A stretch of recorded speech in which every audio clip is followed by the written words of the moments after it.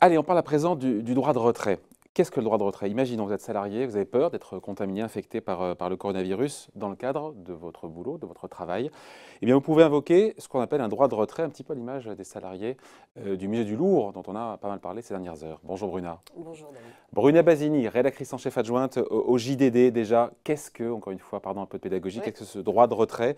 Voilà, on a beaucoup parlé, encore une fois, avec les salariés du musée du Louvre, mais il n'y a pas que. Hein. Il n'y a pas que, il y a effectivement, d'abord ça touche les fonctionnaires et les salariés. Ouais. C'est un article du Code du travail, l'article L4131, alinéa 1er du Code du travail, qui fixe le cadre de l'exercice du droit d'alerte et de retrait. Qu'est-ce que ça veut dire? Ça veut dire qu'un salarié ou un fonctionnaire peut faire valoir un motif, lorsqu'il a un motif raisonnable de penser qu'il est dans une situation qui présente un danger grave et imminent, il peut faire valoir son droit de retrait, c'est-à-dire son droit de ne plus aller au travail, tout en restant rémunéré et sans subir de sanctions de la part de son employeur. Voilà, ça c'est pour la partie théorique. Ça c'est la partie théorique. Voilà, donc il faut se sentir en danger, il faut prouver le danger. C'est un ressenti. Hein, c'est un motif raisonnable de penser que vous êtes en danger, que votre vie ou votre santé est exposée. Prenons un exemple, Bruna, c'est assez classique et en même temps que beaucoup de monde peut vivre. Oui. Mon poste, a priori, de travail n'est pas spécialement exposé, mais j'ai pas envie de prendre le métro parce que dans le métro, on est confiné. Et j'ai pas envie d'être au contact de la foule. Est-ce que là, pour le coup, je peux invoquer mon droit de retrait? Non, normalement, même si en réalité, dans un cas de figure comme celui de l'épidémie du Covid-19, on peut se poser la question. Le droit du travail évoque la situation dans le lieu de travail, sur votre lieu de travail. Donc, en d'autres termes, n'est pas concerné le transport que vous utilisez. Si vous prenez les transports en commun, quelque part, c'est un peu à vos risques et périls. Ouais. Par contre, si on a un collègue pas très loin de son bureau ou dans son entourage, au taf, qui revient d'une région qui a été pour le coup exposée au coronavirus ou qui lui-même est contaminé, là, le droit de retrait, il fonctionne. Absolument. C'est à votre employeur. Enfin, l'employeur doit être responsabilisé par rapport à ça. Alors, disons-le, évidemment, il y a assez peu de jurisprudence en France sur ce cas de figure, parce qu'on avait prévu d'autres cas de figure, un équipement qui vous expose, qui ne fonctionne pas, un risque d'accident en utilisant une machine, sur une machine de montage, par exemple. Le cas du coronavirus, c'est plus compliqué. Alors, mais ce qu'on voit déjà se dessiner, c'est quand même des hypothèses. Votre employeur a envoyé quelqu'un en Chine, la personne revient, l'employeur ne fait rien pour dire à cette personne « restez chez vous pendant 14 jours ». N'exposez pas vos salariés à vos collègues, voilà. Là, normalement, le salarié se met en position, si je puis dire, de faute. Il n'a pas mis en place les barrières sanitaires suffisantes pour défendre les autres salariés dont il exige qu'ils viennent travailler. Est-ce que je peux imposer ce droit de retrait à mon employeur? Notamment s'il estime, pour le coup, qu'il n'est pas justifié. Si l'employeur dit, attendez, ce n'est pas justifié, est-ce que je peux lui imposer? Là, vous exposez. S'il a pris toutes les... Alors, que disent en fait les autorités? Les autorités disent, si les employeurs mettent en œuvre les prescriptions que nous indiquons, enfin, suivent toutes les consignes que nous indiquons.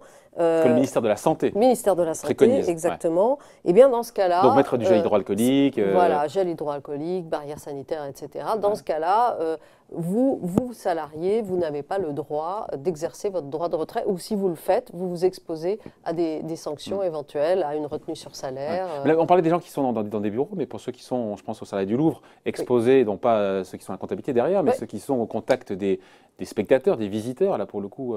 C'est ce qu'ils ont fait valoir. Mais on est quand même... À juste titre. On est dans beaucoup de flou par rapport à ça. Est-ce qu'on a raison de s'inquiéter, de considérer que cette super grippe, finalement, nous expose à un danger de mort imminent? Question. C'est quand même compliqué. Hein. Donc il faut avertir son employeur. Il faut l'avertir, ça c'est l'alerte. Hein, et puis signifier. Et donc on lui impose ou pas alors finalement? Avec le risque de mesures de rétorsion derrière, effectivement, de voir d'avoir des retenues sur salaire ou un blâme Ça, c'est le risque. Si vous exercez votre droit de retrait dans un cas de figure qui n'est pas jugé fondé, à ce moment-là, vous vous exposez. Mais pour ça, il faut très souvent... Ça, c'est le juge de paix du fait de savoir si vous étiez dans les clous ou pas. Ça va se décider devant les conseils de prud'homme ou devant un juge des référés si votre Donc on peut lui employeur. imposer, mais derrière, il y a ce risque Il y a ce risque de contentieux, effectivement. et de retenue sur salaire. Alors, si l'employeur est jugé fondé dans dans sa démarche, oui, il y a un risque. Ça peut aller. Il y a d'autres sanctions qui peuvent être prononcées, le blâme, l'avertissement, voire le licenciement. En fait, la réalité aujourd'hui, c'est que on est en stade 2. Donc, en principe, par rapport à l'épidémie, on n'est pas encore au stade critique, le stade 3. Certains disent que c'est une question de jours. C'est peut-être une question de...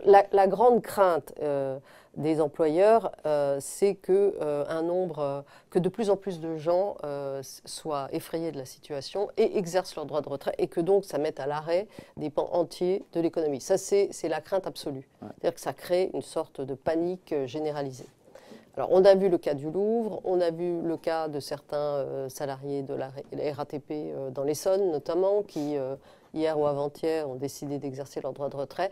Et la grande crainte des autorités, je pense, c'est qu'il y ait un effet de contamination.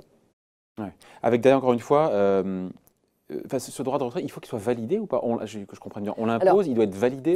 Formellement, vous l'exercez en faisant savoir à votre employeur par oral, mais il vaut mieux le faire par écrit, que vous comptez, que vous avez l'intention d'exercer votre droit de retrait.